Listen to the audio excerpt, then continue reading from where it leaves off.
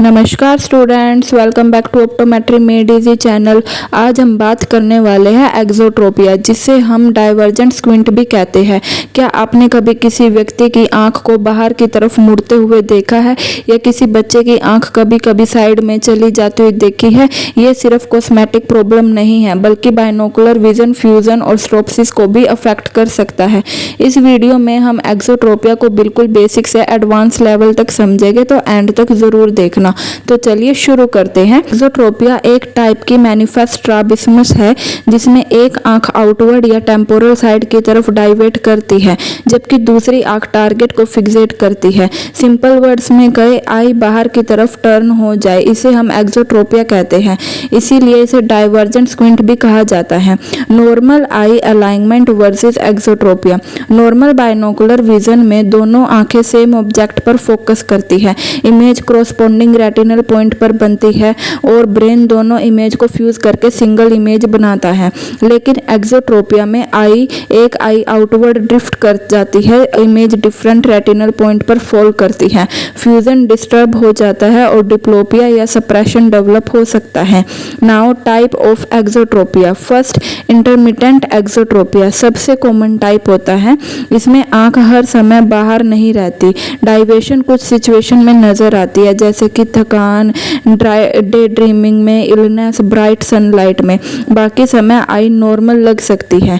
Second, constant exotropia. इस type में आई continuously outward रहती है। बाइनोकुलर विजन यूजुअली पुअर होती है। सप्रेशन और स्ट्रोप्सिस लॉस कॉमन में होते हैं। नाउ कॉन्जेनाइटल एक्सोट्रोपिया बर्थ के बाद पहले 6 मंथ में प्रेजेंट होती है।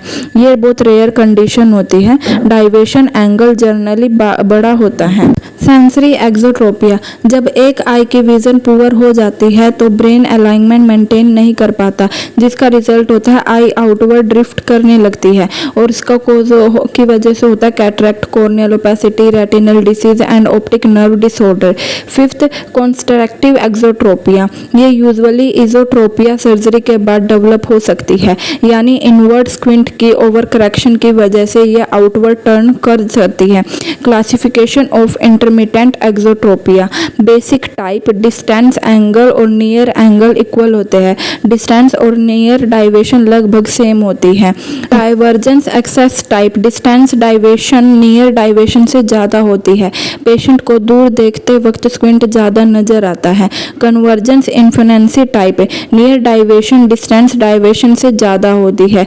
रीडिंग और नियर वर्क में प्रॉब्लम होती है। Pseudo divergence access.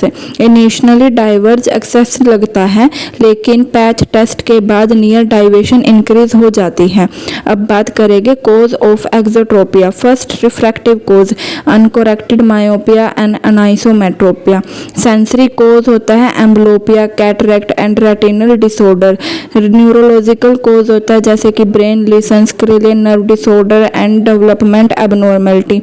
Genetic cause में आ जाते, फैमिली हिस्ट्री होने पर रिस्क इंक्रीज हो जाता है। अब बात करें pathology and physiology. Normally convergence और डाइवर्जेंस मसल बैलेंस में काम करती है। फ्यूजन आई को अलाइन रखता है, लेकिन एक्सोट्रोपिया में डाइवर्जेंस डोमिनेंस बढ़ जाती है। फ्यूजन कंट्रोल वीक हो जाता है। आई ग्रेजुअली आउटवर्ड ड्रिफ्ट करती है, लेकिन ब्रेन के पास 3 ऑप्शन होते हैं। First option, diplopia.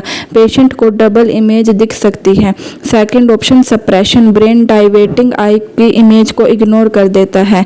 Third option, ARC। Brain retinal correspondence को मॉडिफाई कर लेता है ताकि सिंगल विजन मेंटेन रहे।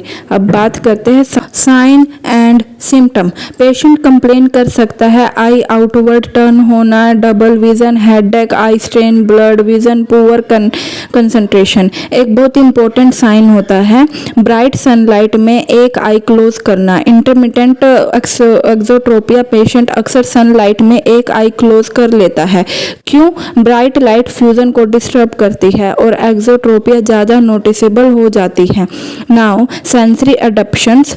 सेंसरी एडेप्शन में ग्रेड्स होते हैं। सप्रेशन ब्रेन डाइवेटिंग आई की इमेज को ब्लॉक कर देता है, जिसका पर्पस होता है डायप्लोपिया से बचना। एबनॉर्मल रेटिनल क्रॉसपोंडेंस ब्रेन नई रेटिनल रिलेशनशिप डेवलप कर लेता है, जिसका गोल होता है सिंगल विजन मेंटेन करना। एम्ब्लोपिया अगर सप्रेशन लॉन्ग टाइम तक रहती है तो लेजी आई डेवलप हो सकती है। अब बात करेंगे effect on binocular vision. Exotropia binocular vision के तीनों ग्रेड को अफेक्ट कर सकती है, जैसे सिमुलेटेनियस परसेप्शन, दोनों आई की इमेज एक साथ रिसीव करने की एबिलिटी, फ्यूजन, दोनों इमेज को एक बनाना, स्ट्रोप्सिस, डेप्थ परसेप्शन। स्ट्रोप्सिस लॉस होने पर driving, sports, ball catching, hand eye coordination सब इफेक्ट हो सकता है। Now clinical examination. First history taking, patient से उसकी एज पूछेंगे, फ्रीक्वेंसी, फैमिली हिस्ट्री और डिप्लोपिया एंड प्रीवियस ट्रीटमेंट के बारे में जानकारी लेंगे। सेकंड विजुअल एक्टिविटी, हर आई की विजन मेजर करते हैं। फिर रिफ्रैक्शन एरर डिटेक्ट करते हैं। Cover test, gold standard test होता है ये। Cover uncover test manifest deviation detect करता है। Alternate cover test total deviation measure करता है। Hirschberg test corneal light reflex assessment करता है। क्रिस्मिक टेस्ट प्रिज्म के साथ डाइवेशन मेजर की जाती है। Prism bar cover test deviation angle को एक्यूरेटली मेजर करते हैं। Sensory test Worth four dot test बताता है फ्यूजन, सप्रेशन और diplopia. Bagolini test natural binocular status assess करता है। एंड सैनेप्टोफोर मेजर करता है simultaneous perception, fusion and stereopsis. And stereo test explain करता है। टिम्टस टेस्ट होता है, रैंडोट टेस्ट होता है, टीएनओ टेस्ट, इसमें हम ये भी यूज करते हैं। Now treatment of exotropia. First spectacled correction, सबसे पहले रिफ्रैक्टिव एरर करेक्ट किया जाता है। प्रॉपर ग्लास फ्यूजन इंप्रूव कर सकते हैं। Second over minus lens therapy, children में कॉमनली यूज होती है, जिसका मैकेनिज्म है over minus lens accommodation increase करती है। अकोमोडेशन कन्वर्जेंस को सिमुलेटेनियस करती है एंड कन्वर्जेंस एक्सोट्रोपिया को कंट्रोल करने में हेल्प करती है। थर्ड विजन थेरेपी, एक्सरसाइज करेंगे इसमें पेंसिल पुशअप की, ब्रोक्स ट्रेनिंग की एंड साइनेप्टोफोर ट्रेनिंग, जिसके बेनिफिट्स होते हैं बेटर कन्वर्जेंस मिलती है, better fusion and better binocular vision. Fourth amblyopia treatment, अगर लेजी आई प्रेजेंट हो तो पैचिंग करेंगे, पैनलाइजेशन किया जाता है। फिफ्थ सर्जरी, जिसके इंडिकेशंस लार्ज डाइवेशन हो, पुअर कंट्रोल हो, loss of stereopsis and cosmetic concern हो।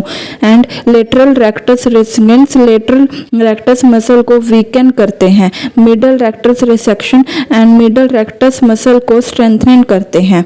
Now prognosis, good prognosis when, अगर हम अर्ली डायग्नोज करें एंड गुड बाइनोकुलर विजन ले एंड टाइमली ट्रीटमेंट प्रोवाइड कराए। Poor prognosis when long standing exotropia, severe amblyopia and neurological cause. अगर आपको मेरी video helpful लगी हो तो वीडियो को लाइक शेयर करें और चैनल ऑप्टोमेट्री मेड इजी को सब्सक्राइब करें।